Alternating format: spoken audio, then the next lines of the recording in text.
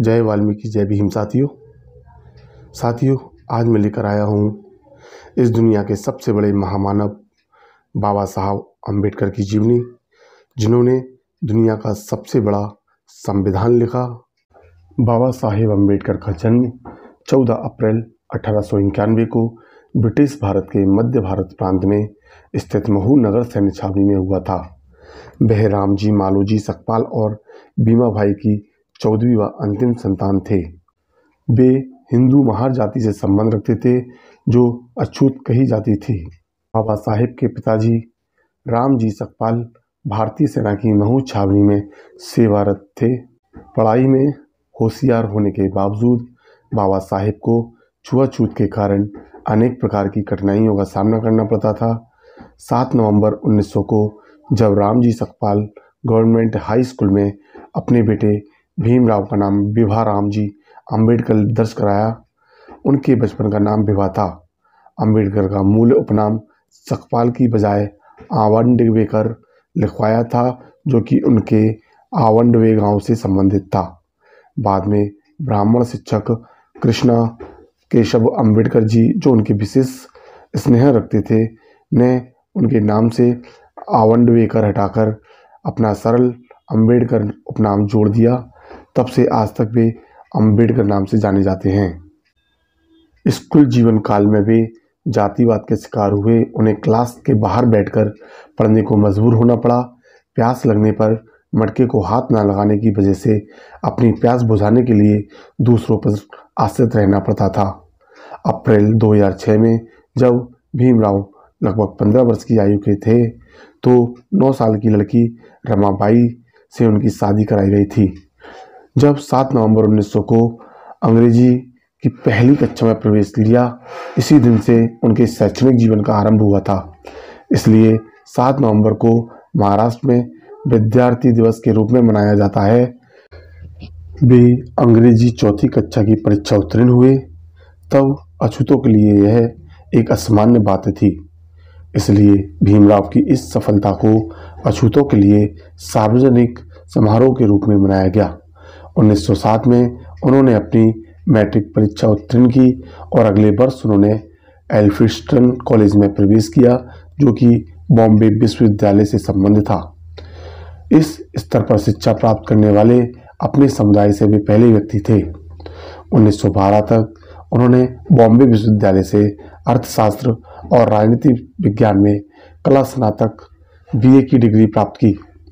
बाबा साहेब की शिक्षा हासिल करने की ऐसी लय लगी, जो कि केवल भारत ही नहीं, पूरे विश्व में सबसे ज़्यादा डिग्री हासिल करने वाले इकलौते व्यक्ति बन गए। इन्हें देश विदेश के कई विश्वविद्यालयों ने PhD की कई मानक उपाधियां मिली थीं। इनके पास कुल 32 डिग्रियां थीं। आज तक उनके बाद कोई भी व्यक्ति बाबा साहेब के बराबर शिक्षा हासिल नहीं कर सका है। साल 1990 में उन्हें भारत रत्न, भारत के सर्वोच्च नागरिक सम्मान से मरणोपरांत सम्मानित किया गया था। अम्बेडकर बड़ौदा के रियासत राज्य द्वारा शिक्षित थे, अतः उनकी सेवा करने के लिए बाध्य थे। उन्हें महाराणा गायकवाड़ का सैन्य सचिव नियुक्त किया गया, लेकिन जातिगत भेदभाव के कारण कुछ ही समय में उन्हें यह नौकरी छोड़नी पड़ी। दलित अधिकारों की रक्षा के लिए उन्होंने मूकनायक, बहिष्कृत भारत, समता, समृद्ध भारत और जनता जैसी 5 पत्रिकाएं निकाली। सन 1927 तक डॉक्टर अम्बेडकर ने छुआछूत के विरुद्ध एक व्यापक एवं सक्रिय आंदोलन आरंभ किया। 25 दिसंबर 1927 को हजारों लोगों का नेतृत्व करते हुए उन्होंने मनुस्मृति की प्रतियों को जलाया। इसकी स्मृति में प्रतिवर्ष 25 दिसंबर को मनुस्मृति दहन दिवस के रूप में अम्बेडकरवादियों द्वारा हिंदू और दलितों द्वारा मनाया जाता है। 1930 में अम्बेडकर ने 3 महीने की तैयारी के बाद कालाराम मंदिर सत्याग्रह आरंभ किया। कालाराम मंदिर आंदोलन में लगभग 15,000 स्वयंसेवक इकट्ठे हुए। लंदन में 8 अगस्त 1930 को एक सोशलिस्ट वर्ग के सम्मेलन यानी प्रथम गोलमेज सम्मेलन के दौरान अम्बेडकर ने अपनी राजनीतिक दृष्टि को दुनिया के सामने रखा। 1932 में जब ब्रिटिश शासन ने अम्बेडकर के विचारों के साथ सहमति व्यक्त करते हुए अछूतों को पृथक निर्वाचिका देने की घोषणा की। पृथक निर्वाचिका में दलित वर्ग को 2 वोटों का अधिकार प्रदान किया गया था। इसके अंतर्गत एक वोट से दलित अपना प्रतिनिधि चुन सकते थे व दूसरी वोट से सामान्य वर्ग का प्रतिनिधि चुनने की आज़ादी दी गई थी। गांधी को जब ये बात पता चला तो उन्होंने दलितों के हक के विरोध में आमरण अनशन की घोषणा कर दी। बाबा साहब भी अपनी जायज़ मांगों के साथ अडिग खड़े रहे। इधर गांधी जी मरणासन हालत में पहुंच गए थे। तब बाबा साहब को देश के सवर्णों द्वारा धमकियां मिलनी शुरू हो गईं और उनसे कहा गया कि जिन लोगों के हक और अधिकारों की लड़ाई आप लड़ रहे हो, उन्हीं की बस्तियों को जलाकर खाक कर दिया जाएगा, उन दलितों का नरसंहार कर दिया जाएगा। देश में बढ़ते दबाव को देख गांधी और अंबेडकर के बीच समझौता हुआ, जो बाद में पूना पैक्ट के नाम से जाना गया। इस समझौते में अंबेडकर ने दलितों को कम्युनल अवार्ड में मिले पृथक निर्वाचन के अधिकार को छोड़ने की घोषणा की। अंबेडकर की पहली पत्नी रमाबाई की लंबी बीमारी के बाद 1935 में निधन हो गया। 15 अप्रैल 1948 को नई दिल्ली में उन्होंने डॉक्टर शारदा कबीर से दूसरा विवाह किया, जो शादी के पश्चात सविता अंबेडकर नाम से पहचानी गई, जो बाकी जीवन उनकी देखभाल करती रहीं।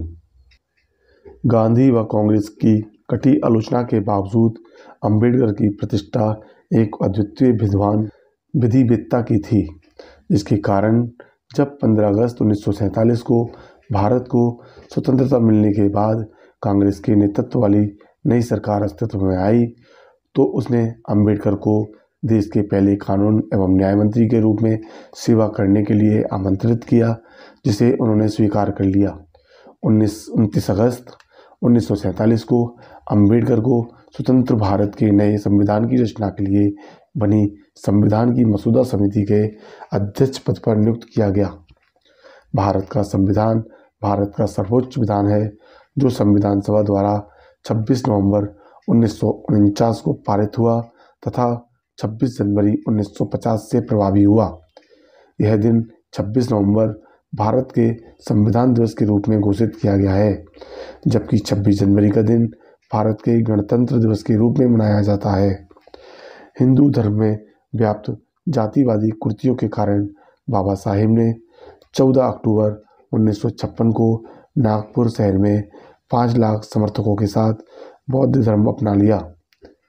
6 दिसंबर 1956 को अंबेडकर का महापरिनिर्वाण जिंद में दिल्ली में उनके घर में हो गया। तब उनकी आयु 64 वर्ष 7 महीने की थी।